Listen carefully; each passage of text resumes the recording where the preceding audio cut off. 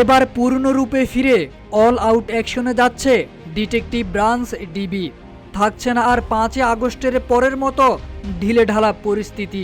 অপরাধী যেই হোক ছাড় না দেওয়ার নীতিতে এবার কাজ করবে আইন শৃঙ্খলা বাহিনী। নৈরাজ্য রুখতে মহানগরীর বিভিন্ন এলাকায় চিহ্নিত সন্ত্রাসী বাহিনীর বিরুদ্ধে বিশেষ অভিযান শুরু করেছে পুলিশ ও র্যাব। সম্প্রতি রাজধানী সহ দেশের বিভিন্ন এলাকায় অপরাধমূলক কর্মকাণ্ড, ধর্ষণ, খুন, লুট ও ডাকাতির ঘটনা বৃদ্ধি পেয়েছে, যা জনগণের মধ্যে আতঙ্ক সৃষ্টি করেছে। আইন শৃঙ্খলা পরিস্থিতি নিয়ন্ত্রণে আনতে স্বরাষ্ট্র মন্ত্রণালয় বিভিন্ন পদক্ষেপ গ্রহণ করলেও অপরাধ দমনে নতুন করে সরাসরি কঠোর অবস্থান নিচ্ছে অন্তর্বর্তী সরকার।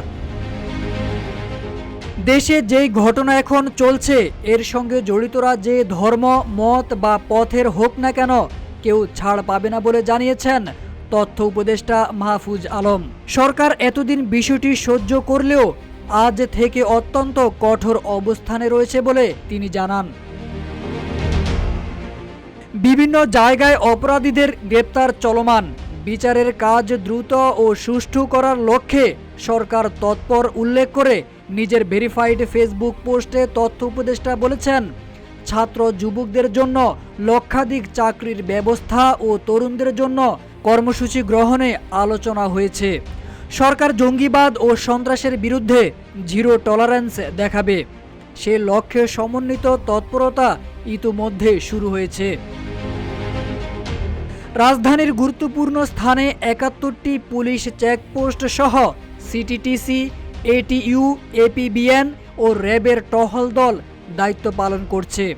গত ২৪ ঘন্টায় ডিএমপির ৫০টি থানা এলাকার বিভিন্ন স্থানে সাঁড়াশি অভিযান চালিয়ে বিভিন্ন অপরাধে জড়িত ২৩৫ জনকে গ্রেপ্তার করা হয়।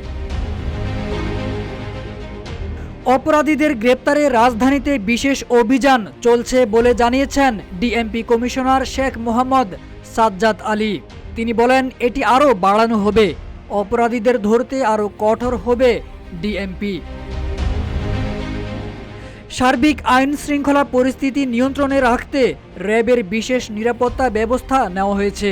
রাজধানী সহ দেশে র্যাবের রোবাস্ট পেট্রোল ও বিশেষ চেকপোস্ট স্থাপন করা হয়েছে। র্যাব জানায়, অপরাধ নিয়ন্ত্রণে র্যাব সারা দেশে তৎপর রয়েছে। তারেক আজিজ খান, রূপালী বাংলাদেশ।